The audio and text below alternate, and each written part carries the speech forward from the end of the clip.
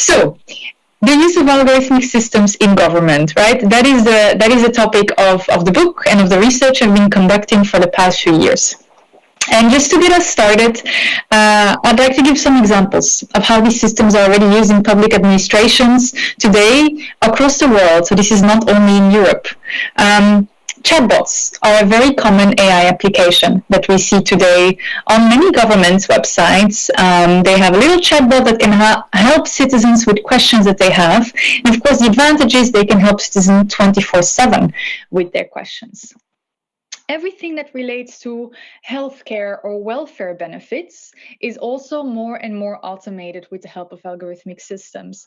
Think, for instance, of the decision of whether you're eligible for certain social welfare benefits, or how much healthcare benefits you're supposed to receive.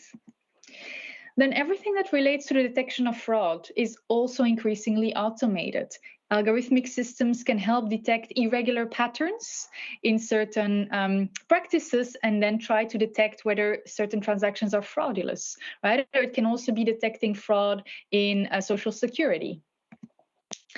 Then the whole area of migration and travel, assessing asylum applications or visa applications, but also everything related to border management and border control, increasingly automated. Education is another sector where we see increasing automation. For instance, to allocate students to certain high schools when there is a shortage of spots, or to correct certain exams. And then finally, let me give an example from law enforcement or police use of algorithmic systems. So these systems can help law enforcement to analyze which areas in a certain city are most prone to crime, and so where to concentrate their enforcement efforts. Or they can also be used to assess the risk that a certain individual or group of individuals might be prone to committing crimes in the future. Now, in the book, I focus specifically on algorithmic regulation. Algorithmic regulation is a specific type of use of algorithmic systems. Namely, it's the use of these systems to regulate us, right? Not all these systems regulate us. And with regulation, I mean that public administrations either inform or adopt an administrative decision that affects us through an algorithmic system, right? So I'm narrowing the scope to algorithmic regulation because these are the uses of algorithmic systems that are the most impactful for our lives. And this use of algorithmic systems fits into a broader digital agenda. Almost every country in the world today has a national AI strategy. And in almost all of these strategies, you're going to find a chapter on the use and the uptake of AI in the public sector. And actually, the European Union also actively pushes member states to adopt algorithmic systems in public administrations for efficiency reasons and other reasons. So there's a clear digital agenda to start using algorithmic systems way more in public administrations. Now, when I started doing this research, though, I encountered a conundrum, and I'd like to discuss that with you because that is also what the book is about. On the one hand, I noted that when public administrations rely on these systems, typically they don't just do this out of efficiency reasons, which is an important reason, but they also do this in order to enhance the rule of law. They want to ensure that benefits are allocated more proficiently to people, right? And that if you have the right to certain benefits, you don't need to wait for it forever, or that the law is enforced in a better manner. So it's actually meant to enhance and protect the rule of law.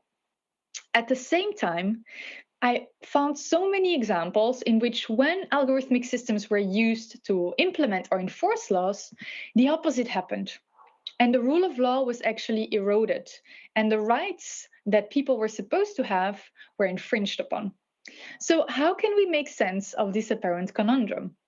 There are many different explanations for it, right? Maybe we don't really think that the law is supposed to protect us and grant us certain rights. Or maybe we just care more about efficiency rather than justice. Right? Those are, I think, it's possible, but I'd like to put forward another explanation. And that is the fact that when we translate laws, which are usually text-based, into something that a machine can read, because a translation is necessary, the nature of the law changes. And hence, the rule of law is affected as well. And that's what I'd like to discuss with you today, and what I think we really need to keep in mind when we're using algorithmic systems to regulate or to implement policies and legislations. There is a huge difference once we start doing that through algorithmic systems.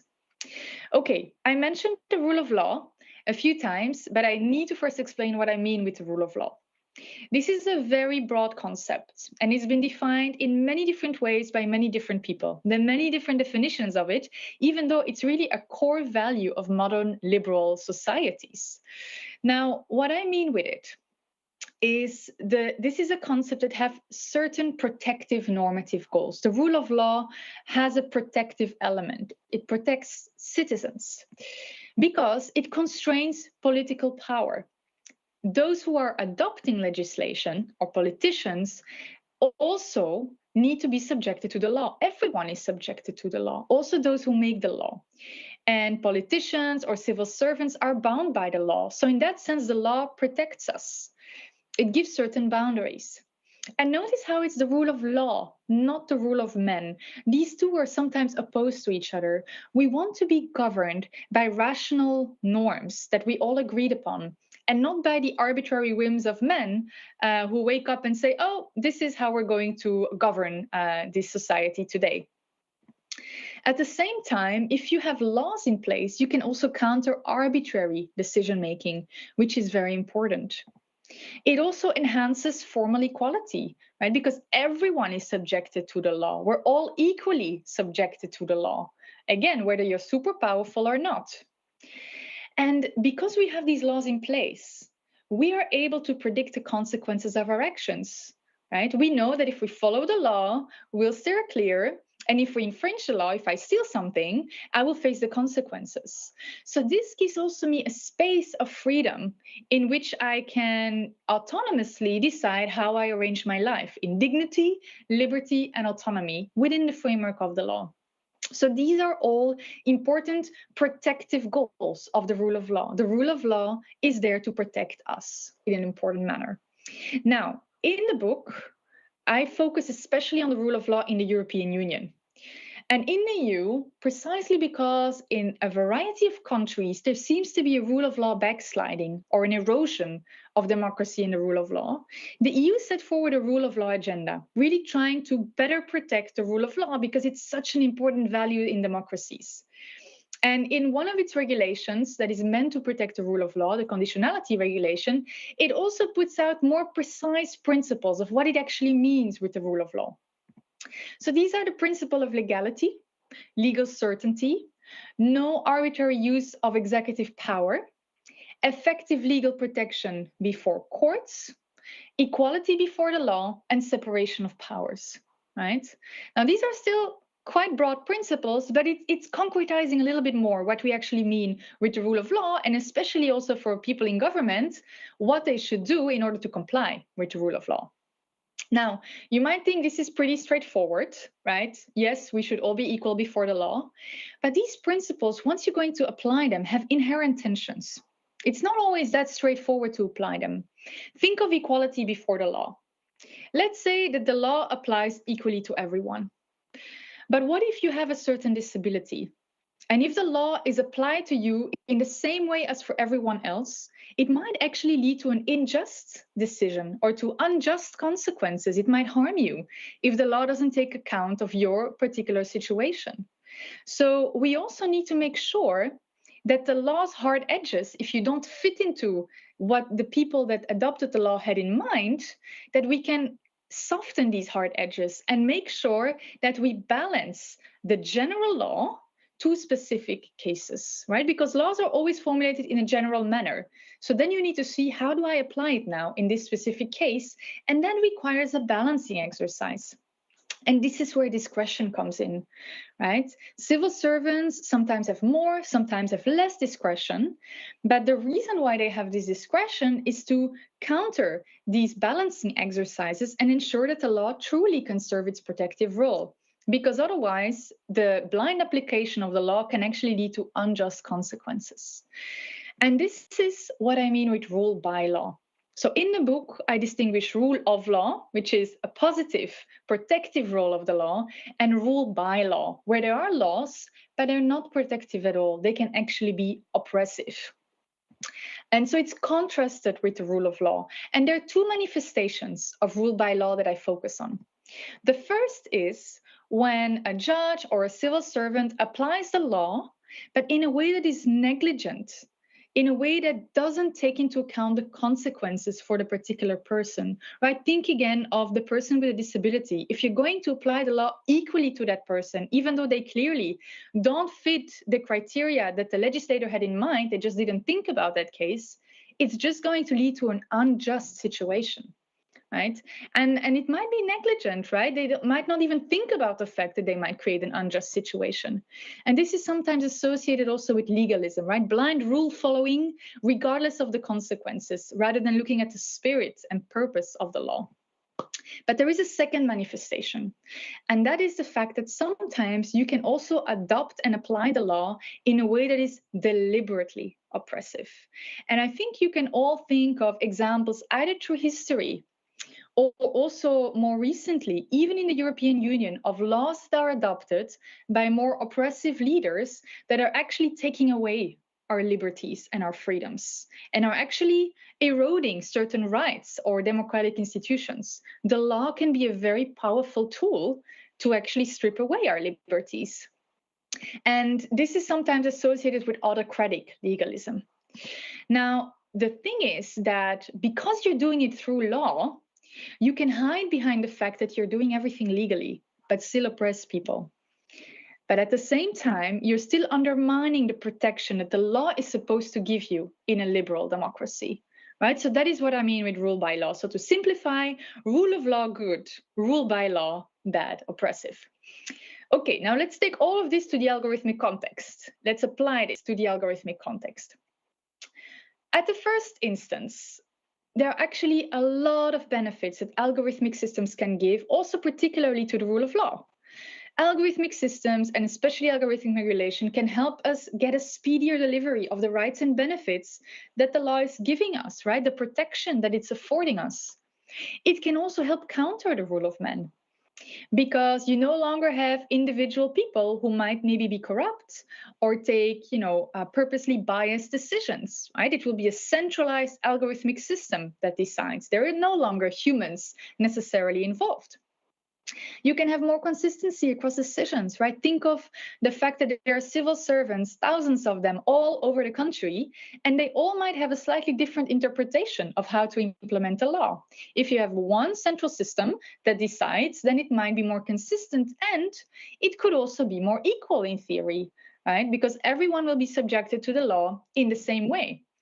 And there's also less risk of deviations of the law, right? Because again, it's a centralized system. So there are a lot of theoretical benefits. At the same time, we also need to be very mindful of the risks. And that is also one thing that the book really focuses on. And one thing I already mentioned is the importance that we need to translate law to code or to something that a machine can read. And when you think about how to do that, very often it seems like a technical manner, right? It's just something that technicians need to do. They need to see how they translate, letters and words into machine readable code. But this is not a pure technical matter. It is normative. It has normative consequences. It affects us in a moral way as well. And to make this concrete, let me give you an example. So this is an example I took from a very good book by Virginia Eubanks called Automating Inequality, which gives a lot of examples of government use of AI in algorithmic systems. And she gives an example of Indiana, where an algorithmic system was used to help calculate and assess the eligibility for social welfare benefits. Right, so they implemented this system to automate it and again make it more efficient to allocate these benefits. Now, the law stated that you became ineligible, you no longer had the right to receive benefits if you submitted an application and then you refused to cooperate with the authorities. And it's quite logical, right? Because why would the authorities keep on doing their best to arrange your benefits if you refuse to cooperate with them? But think about it. How do you translate from law to code refusal to cooperate? there's so many different ways in which you might be able to refuse to cooperate, and you can't codify all of these potential ways in advance. But you have to think about it in advance if you want to centrally execute this through an algorithmic system, rather than have, individual civil servants assessing whether someone refuses to cooperate. So what the coders in this example did is that they just said, well, if you don't pick up the phone when a civil servant is calling you, this means you're refusing to cooperate. Right? And you can understand why they went for that solution. It's relatively easily codifiable. But of course, there are so many situations in which you might miss a phone call or not pick up the phone, which has nothing to do with the refusal to cooperate, right? Maybe you were not at home. Maybe you were ill and you couldn't pick up. There's so many reasons. And hence, there were many people who actually had the right to have benefits and who were unjustly denied the protection of the law because of these translation choices that the coders in question made. So this just shows that there are important consequences that are not technical, but that are very tangible. So it's not just a technical exercise. Now, on top of that, if you want to have algorithmic regulation, you're going to have to collect a lot of data of the people that you're making decisions about, even pervasive data collection. Sometimes you're going to be using opaque systems. Now, not all algorithmic systems are opaque as such, but even if you're using quite explainable systems, there is still often not a lot of information available on how the system is used, on how this translation occurred, right? On how you can contest it. Humans can make mistakes, but so can algorithmic systems because they're designed by human beings. Humans can be biased, but so can these systems. And the difference is that when you get it wrong on scale. You can affect millions of citizens at the same time with your errors or bias, rather than, individual decisions. So if you get it wrong in a much more problematic way. I also need to point out that software is inherently adaptable and malleable, right? Maybe today we have a certain translation from law to code that we all think makes sense, but overnight, with a few clicks of a mouse, this translation can be changed in the software, and it might be a more oppressive way of implementing the law without us even realizing it. Discretion is no longer at the level of the individual civil servants who, remember, need to see how am I going to apply this general law to a particular situation and make sure that the law is still just, right? That it does justice to the individual situation. Instead, discretion is now with the coders, with those who make these centralized decisions. So it doesn't play the same role anymore. And the fact that no human intervention is needed also means that there is no possibility of criticism when a certain application of the law might be unjust in a particular situation. And then finally, I often have people telling me, well, Nathalie, as long as the algorithmic system is just making a suggestion, right? It's not taking a decision. There's still a human, that can see whether or not to adopt it. A suggestion is rarely merely a suggestion, right? Very often it's authoritative. Very often you might feel that you need to follow it.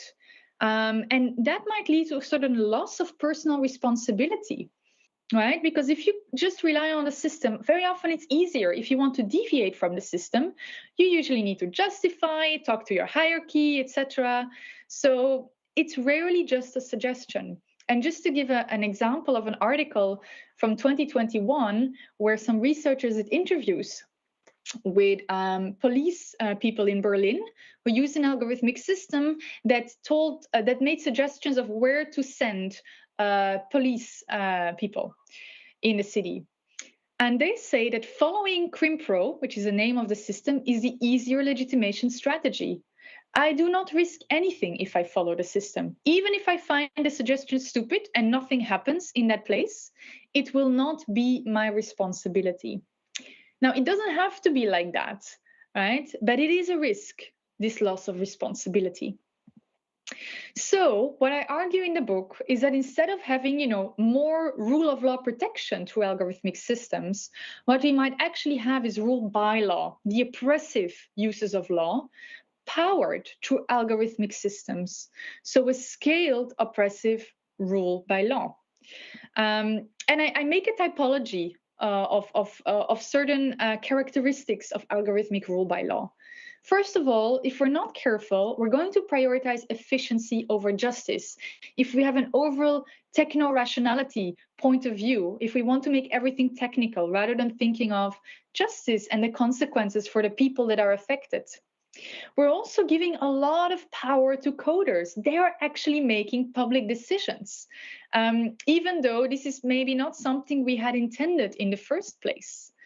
We can also start automating this kind of legal application of the law that just follows the rules and that is blind to the consequences and to the case-by-case balance that the law actually requires. There's also a lack of accountability because there's less oversight when the systems are opaque or opaquely used. And as I said, a lesser feeling potentially of responsibility. And then finally, because these systems only work if you have an infrastructure that enables them in the first place, a digital infrastructure, we're also creating a vulnerability because this infrastructure can be hacked. Or it can be used by a next government that is maybe more authoritarian to be even more oppressive. So of course, this is a kind of worst case scenario, but it is a potentially realistic one. And again, this can happen through negligence or in a deliberate manner. So there are two scenarios that I'm warning for. The first one is a government with ill intentions, right? A government that really wants to oppress certain minorities, for instance, or people who don't think or are not the way they want to be. They can use algorithmic regulation, saying that they just want to make the government more efficient, but actually they're just augmenting the power of the executive branch while avoiding scrutiny of what they're doing. But there's also a second scenario that we need to think about, and that is of a government that has good intentions, that really wants to get the benefits for citizens of these systems, but they're not taking into account the risks that I described.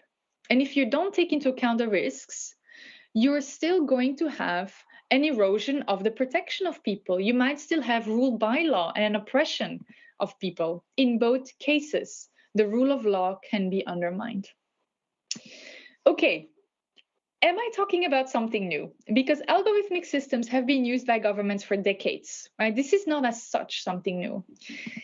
But the scale at which these systems are used today is unprecedented. The technology is also continuously evolving.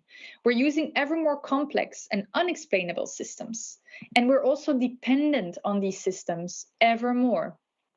And then we also need to link it to a broader rule of law crisis. Across the world, we are seeing signs of anti-democratic, more authoritarian leaders coming to power or becoming very popular, and they're really already eroding the rule of law. There's talk of a rule of law crisis.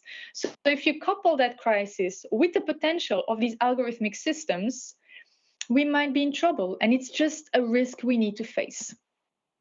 Then the final question is, what about our legal framework, right? Can it offer us some protection? Because we have the law, and in the book, I mentioned different laws that are in place. We have laws around the rule of law, the treaties. We have the GDPR, right, that protects our personal data. And of course, most recently, we have the AI Act, which I also devoted a chapter on in the book. And so the AI Act shows that there is an increasing awareness of the problems that algorithmic systems might give. At the same time, there are also points of criticism, and I've written quite a bit about that. But the first thing that we need to understand is that the AI Act applies to all systems, regardless of whether they're private or public uses of AI, right? So the requirements, for instance, for high-risk systems are the same for public and private uses, even though public uses of algorithmic systems are much more impactful in many ways because it's a government that uses them on its citizens, and the government has the monopoly of violence. Now, the good thing is that if you look at the list of high-risk systems in the AI Act, many of them are actually public sector uses of AI. So again, there is an acknowledgement that public sector use of AI can be high risk. Now, it's just a list and it's not a full list, right? But let's say there are systems on the high-risk list, and it's clear that they are high risk. At the same time, though, these systems don't need to be independently verified before they're used. You can just check yourself. whether the system you're using is meeting the AI Act requirements. So this seems to be strange. On the one hand, we say it's very high risk. On the other hand, we trust you to do the check yourself, and no one needs to verify whether the way in which you're developing or using the system is actually compliant with the rule of law. There's nothing about infrastructure control in the AI Act. Procedural rights are only very limitedly addressed. Nothing about this translation exercise from law to code. Very limited transparency to those who are affected by the system. Public sector that uses high-risk AI systems, they need to do a fundamental rights impact assessment, but to make it easier, they're going to try to make it an automated fundamental rights impact assessment so that you don't even need to truly reflect on the fundamental rights you're impacting. There's nothing about public participation, about whether these systems should use and in which way and for which purposes. Once these systems are developed and implemented and the government pays for them because they're expensive, they're going to keep using them, and typically they will use them for ever more things. There are cameras in Belgium that were installed to capture the terrorists that they might want to identify. And they were installed right after the terrorist attacks, when everyone said, yes, of course, we need to be able to identify terrorists in a faster manner. These same cameras are now used to also find and identify people who didn't pay their taxes, for instance. So there's a sort of function creep. Once the technology is there, you're going to use it for ever more things. Now, the EU AI Act is also a maximum harmonization act. And that means, in EU jargon, that you're putting a ceiling. Member states, in principle, cannot offer more protection than what the AI Act gives. They can't go further than the AI Act. The AI Act harmonizes for everyone, for all member states, what the maximum level of protection is. And that's a problem if it's not high enough. And then finally, not everything falls under high risk, right? So there is a list, but this list-based approach, they will always miss certain things in the list, and it might take a long time to update it. And more generally, the rule of law is barely mentioned in the AI Act. It's just something that was not really on the radar.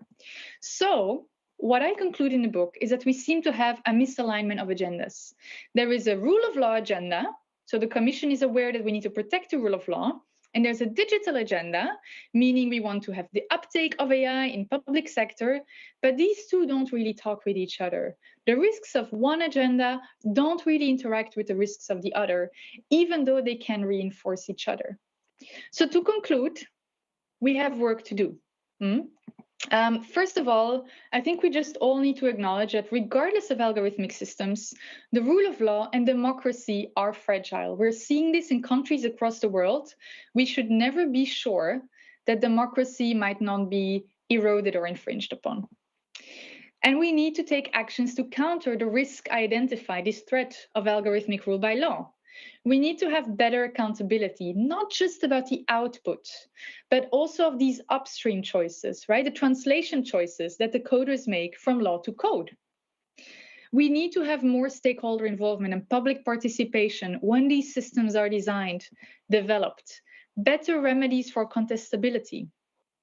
Constitutional checks and balances also need to be strengthened because the executive is becoming ever more powerful, but that requires that also the legislative and the judiciary become more powerful to keep the executive into check, which is today not happening. And we also need to make sure that the civil servants who are using and deploying the systems truly are able to critically reflect on the output. And maybe there are even technical solutions we can think about, right? Maybe programming interfaces that instead of just making a suggestion in a very authoritative manner, express doubt or engage in a reflection with the civil servant and say, you know, this is one possibility, but maybe think of something else. So there are ways to go about it that are technical, organizational, and legal to make sure that we have better protection against the threat of algorithmic rule by law.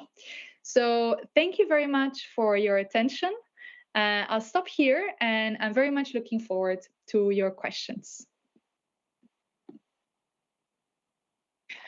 Thank you, Nathalie. I see there is already one question, but I would like to take the liberty, since this is really at the heart of what I like to do on, as you mentioned, the AI Act. And also I'm very careful and My heart is very close to taking responsible AI decisions, and definitely when it impacts us every day, as in administrative acts. So to kick it off, and in the meantime, I invite the wider audience to also submit some questions in the chat of the YouTube channel. Let me start with the first question. So you indicated that AI can streamline government processes, but fully automating decisions can lead to unfair outcomes if individual circumstances aren't considered. Public servants, therefore, sometimes need discretion to ensure fairness, and too much automation may reduce accountability. However, not all administrative decisions have the same impact. Hence, the intended purpose of the AI system and the risks of over-automation to the affected persons should be considered. Human oversight could be seen as a way to prevent over-reliance on AI and potential harm such as unfair treatment. What is your view, Nathalie, on the role of AI risk management to mitigate the risks of automating public administration acts? And what advice could you give to governments on setting the right level of human oversight? Okay, thank you for that question, Anita, which is a very good one. So definitely risk management is something that needs to be taken into account, but that's it's not an enough solution, right? You need to identify risks, you need to mitigate them, but you're not going to be able to foresee all risks. And then the question is also, who decides how much risk we're willing to take with the algorithm and to go through anyway? Because there will always be some level of risk, right? But who decides when something is not too risky and we can go ahead anyway? So that's one question I have. Another is human oversight. So this is seen as a potential solution, right? To bring in some sort of discretion downstream again. And the AI Act also foresees human oversight, at least for high-risk systems. Now, first of all, there are some, I think, problematic systems that are not necessarily included in the AI Act because they're not on the list, right? And then we don't have the mandatory oversight. But let's focus on the ones where oversight is included. The question then is, what kind of oversight are we talking about? Because as I mentioned, if it's a suggestion from the system, and as a civil servant, you have a huge amount of cases that you need to go through. And the reason why the algorithmic system is implemented is to help you go through these cases more rapidly. How realistic is it that you exercise true oversight over the suggestion? Because in order to assess whether the suggestion of the algorithm is actually a sensible one, you might need to actually read the case anyway and make your own assessment as well. And that takes time. And that means you might not meet your KPIs. So oversight must be meaningful for it to work. And I think this is maybe a recommendation, right? Even though the law mandates oversight in a specific way, we need to make sure that not just legally we need oversight and that it becomes a ticking the box exercise of, yes, a human being, stamped it and approved it without really looking at it, but that there is really a possibility for critical reflection about the output. And that requires organizational measures. It also means that you might have to organize your organization, your service in a different way and really encourage critical reflection by the civil servants. They should feel free to say, I think this suggestion doesn't make sense. It might lead to an unjust decision. But that means they need to feel the freedom and the space to do that, even though it will take more time, even though it means they need to pass through the hierarchy, even though it means they need to justify it. And that is a cultural thing that each organization needs to make sure it puts in place.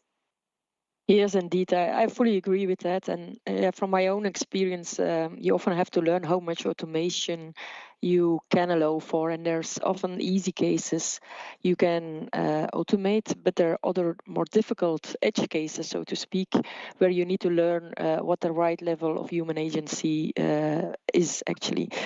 I see we have a couple of questions, Nathalie, from the audience. I'm not sure if the audience actually can speak up. If not, there's a question from Christophe Martens. His question is, in blockchain, code is law.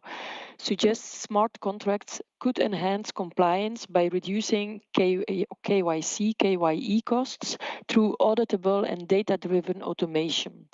Do you see this as a regulatory opportunity or challenge? Okay, yeah, thank you for the question, Christophe. In the book, I focus mostly on algorithmic decision making, right? Not as much blockchain, which is, however, also an interesting technology. And I think there are very similar considerations to be made. And it's not a binary choice. We've seen that yesterday at the opening of the AI week, that looking at innovation versus regulation in a binary way is not very helpful. And I think the same is right here. It's both an opportunity and a challenge. Once you're going to introduce this type of technology, there will be benefits attached to it. And yes, it might reduce costs and enhance compliance in certain ways, but it also carries certain risks. And we need to tackle these challenges. And I think the most important thing is that we tackle these challenges in advance, right? We shouldn't just start introducing the technology at scale just because it's hyped, if everyone talks about it and everyone wants to work with it, and you just start implementing it without thinking of what the consequences might be.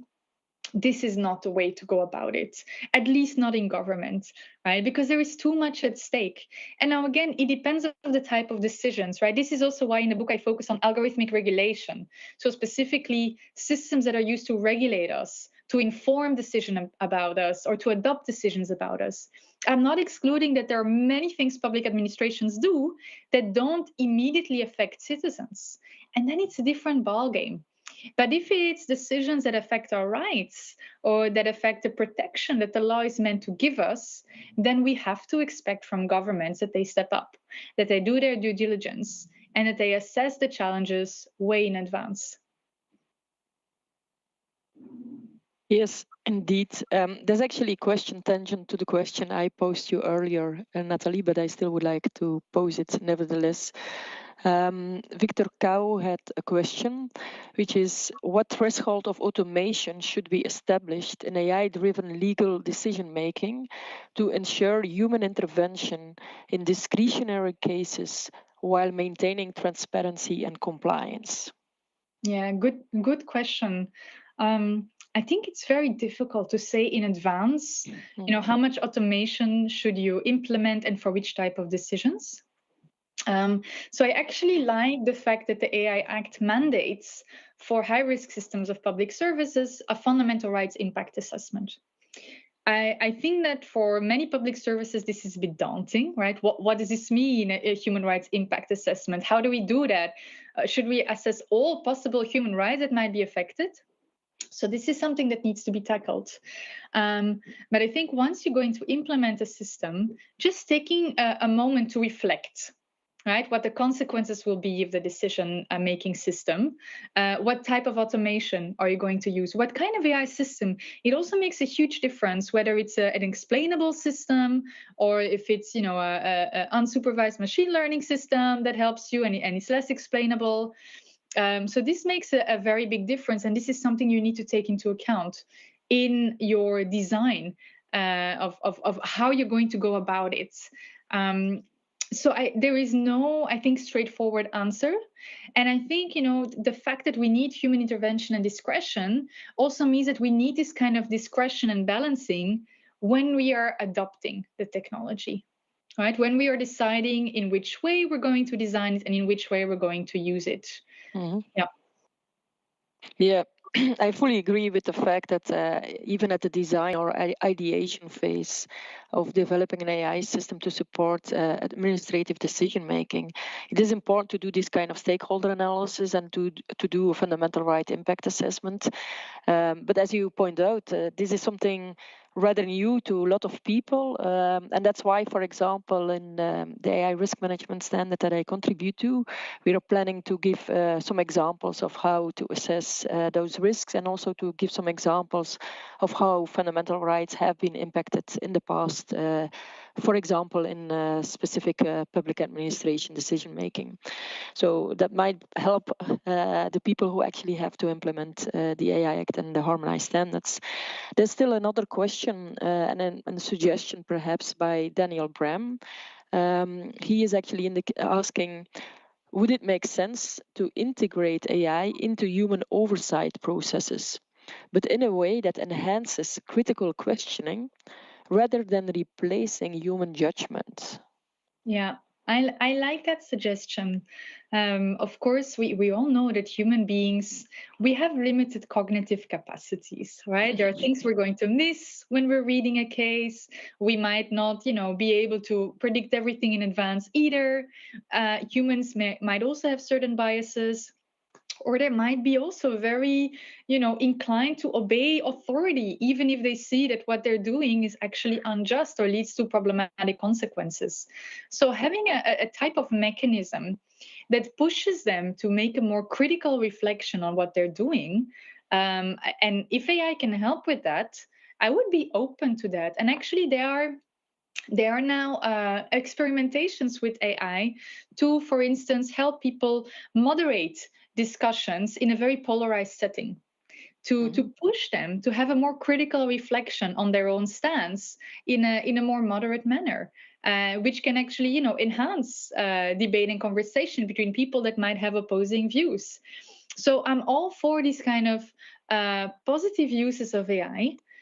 Of course, also there, we just need to make sure that we take into account what the risks might be, and to which extent this type of implementation might actually lead to the opposite, right? Because and it all depends on how you integrate it. We don't want these systems to then be integrated in a way that actually is meant to overly control and eliminate discretion that is there. But if it's really to enhance critical questioning, and also to make sure that civil servants in Belgium, they swear an oath, and they also have a deontological code typically that they have to abide by. They have to obey the law. They have to make sure that they comply with certain ethical standards. So if an AI system can help them with that, why not? It all depends on how you're going to implement it and use it. And just keep in mind, when you implement it, how could this potentially be abused? By, let's say, in a few years, there's a new government that comes that really doesn't like democracy. How could they use the infrastructure that we put in place today?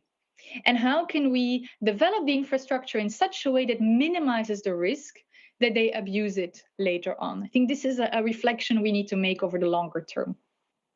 Yeah, definitely. I totally agree. And potentially there's also a role for AI policies there, I guess. If you refer to ethical guidelines, then I would think about AI policies. Maybe there's no other questions. Oh, there is still another question.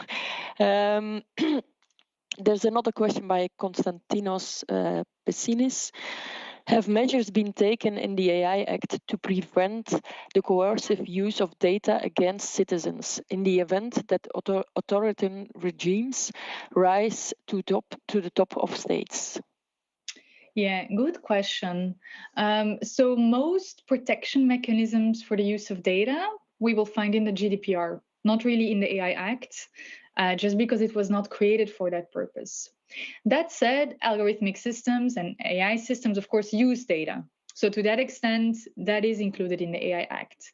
And again, when we think of high-risk systems that the state uses, these systems have some transparency. They need to be registered in a database. So this allows citizens at least to see what kind of systems governments are using. But again, it's only if they're explicitly listed under the high-risk system. Otherwise, they won't be in the database.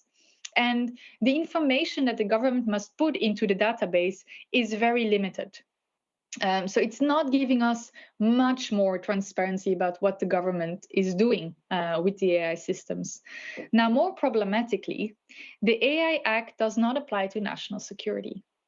And this is one of the, I think, most fundamental uses of AI that might be coercive and oppressive against citizens. And it does not give us protection there because member states didn't want it to be in the AI Act. So this is a very important gap. Of course, in theory, if member states have certain practices that fit into national security, they still need to respect human rights, right? Human rights are not deleted from the picture just because we have the AI Act.